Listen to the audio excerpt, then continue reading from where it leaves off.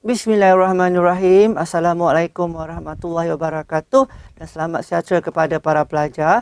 Saya Cikgu Abdul Samad bin Aziz, Guru Kanan Bahasa Melayu Sekolah Menengah Kebangsaan Tun Syed Zahruddin akan menyampaikan teknik menjawab Bahasa Melayu SPM Kertas 1 tahun 2020. Kod mata pelajaran 1103/1. Baiklah para pelajar, karangan bahasa Melayu terdiri daripada dua bahagian, iaitu bahagian A dan bahagian B. Karangan bahagian A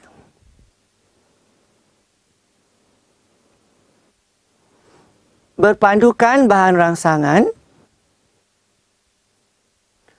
Masa yang dicadangkan selama 45 minit.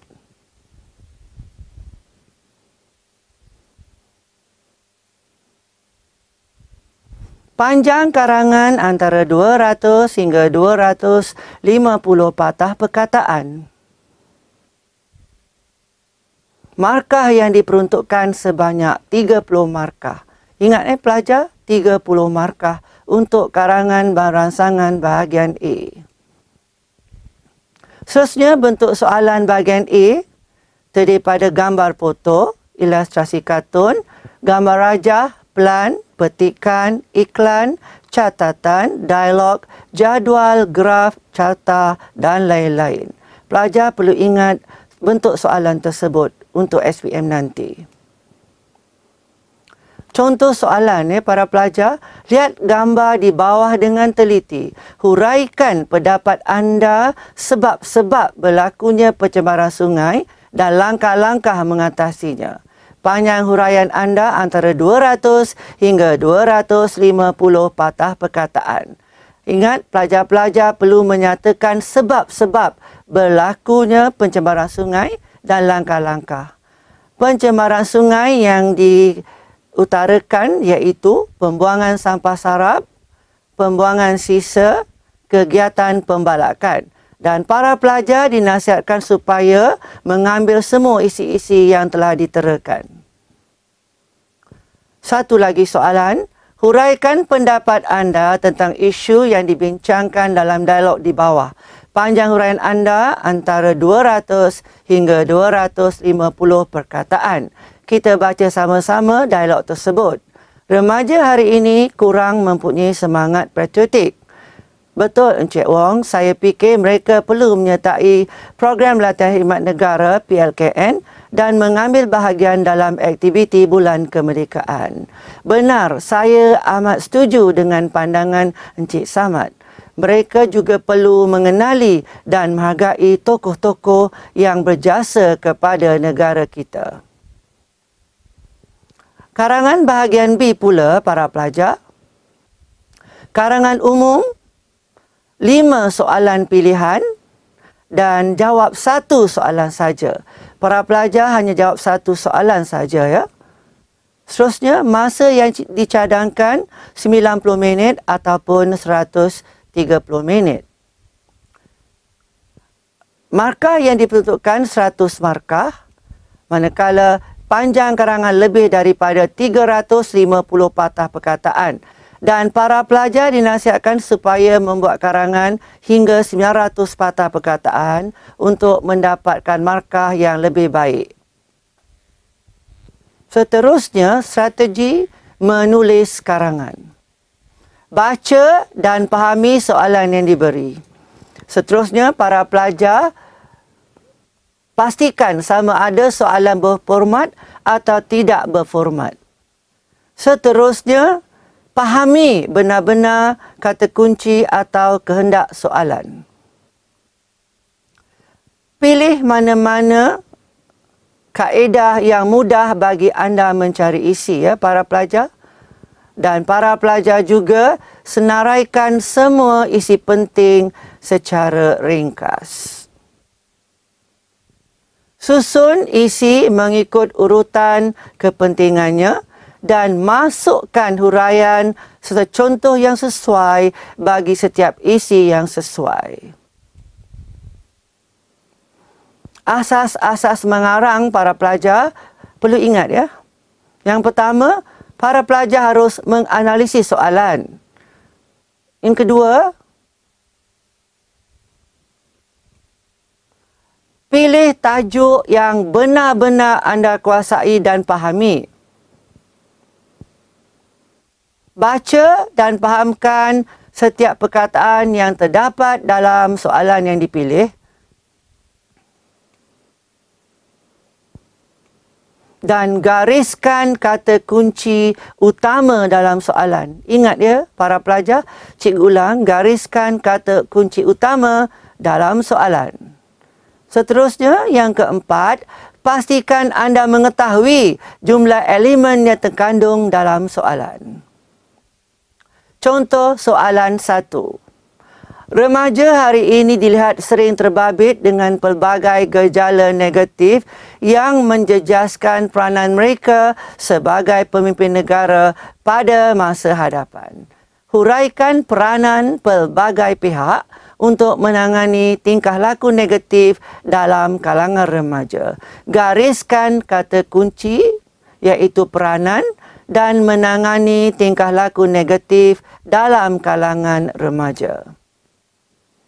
Contoh soalan 2, sungai memberikan pelbagai kepentingan kepada manusia dan alam sekitar termasuklah menjadi jalan perhubungan, sumber ekonomi dan taman rekreasi. Tulis sebuah rencana berkaitan kepentingan sungai. Kata kunci dan jumlah elemen dalam soalan.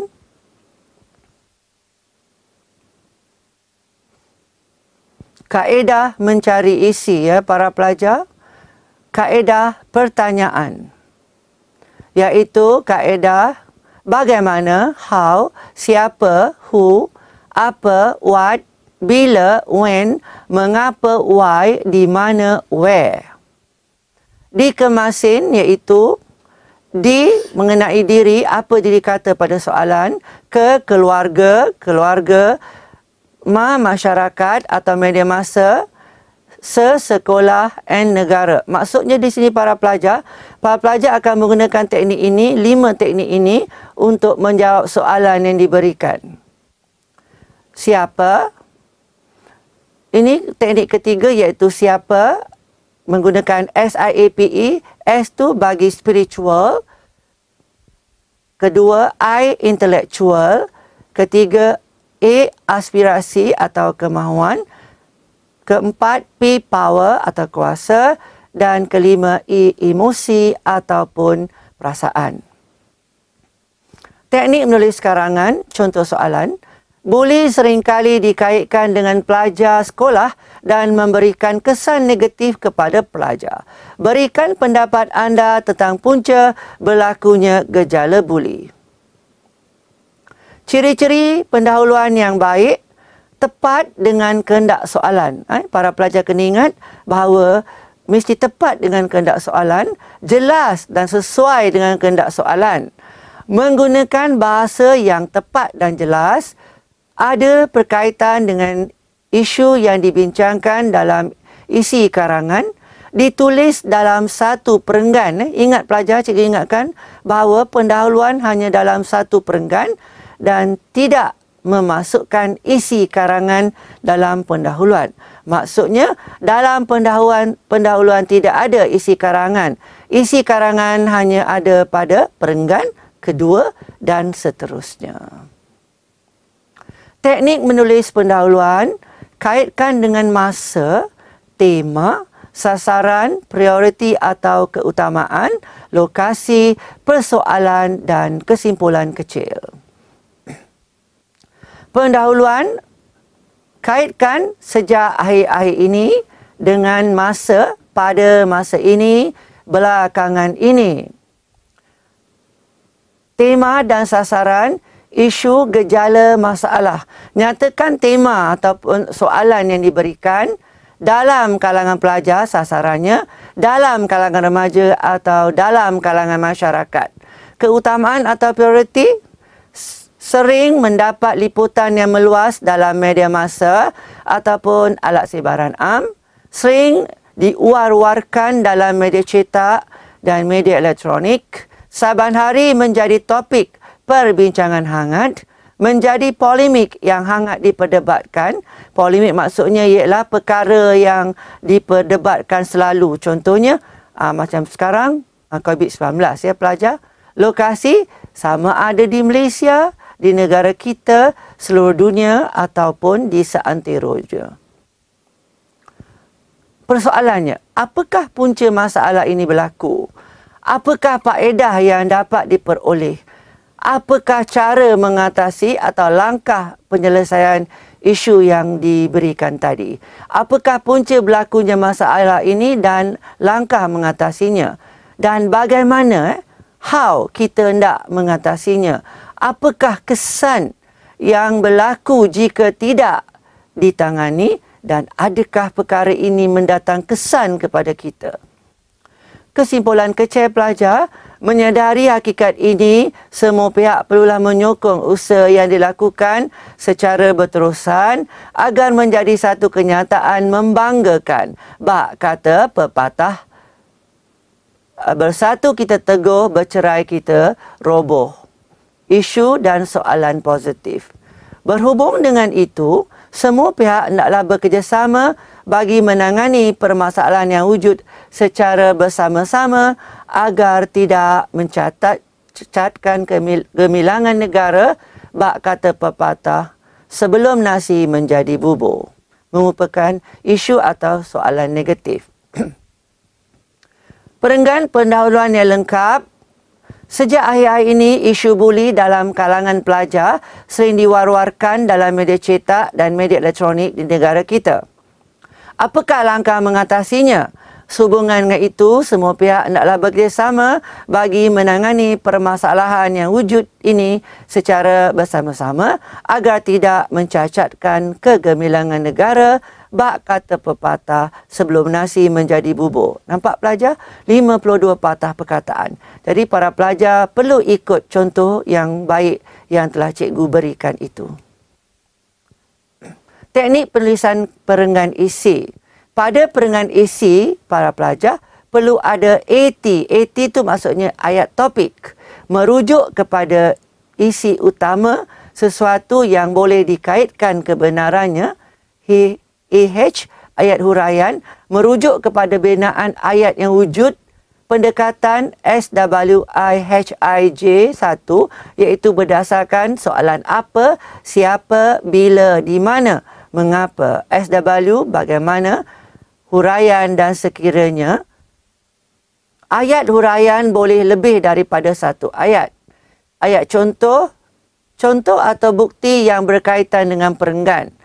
Maksudnya di mana berlakunya kes buli. AS ataupun ayat simpul merujuk kepada penutup perenggan. Teknik menulis isi atau idea. Wacana atau ayat, campur idea iaitu apa, campur huraian mengapa, campur contoh bagaimana, campur kesan dan kesimpulan kecil. Pelajar perlu ingat setiap perenggan yang mempunyai isi perlu ada kesimpulan kecil merujuk kepada soalan yang diberi.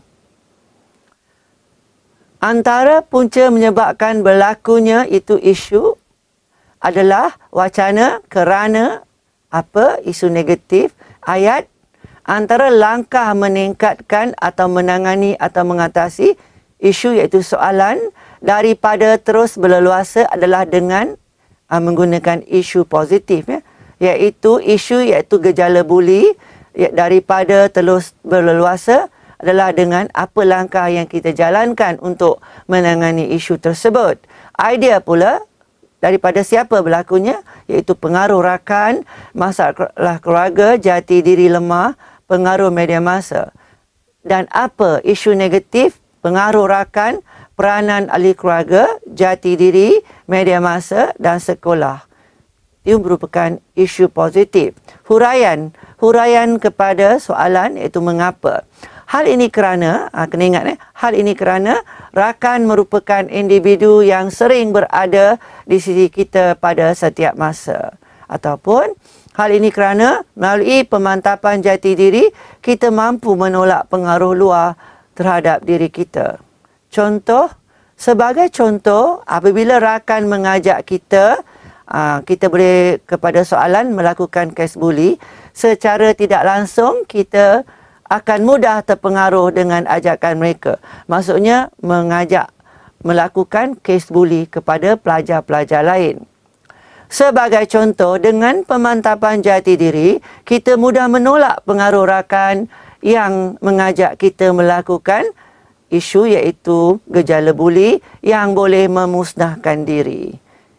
Ingat pelajar, kalau awak melakukan gejala buli, awak akan ditempatkan di sekolah Henry Gurney.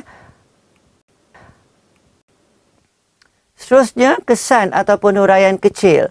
Dalam masa yang sama, pengaruh rakan ini juga menyebabkan kita turut menghadapi masalah disiplin yang serius seperti merokok dan ponting sekolah.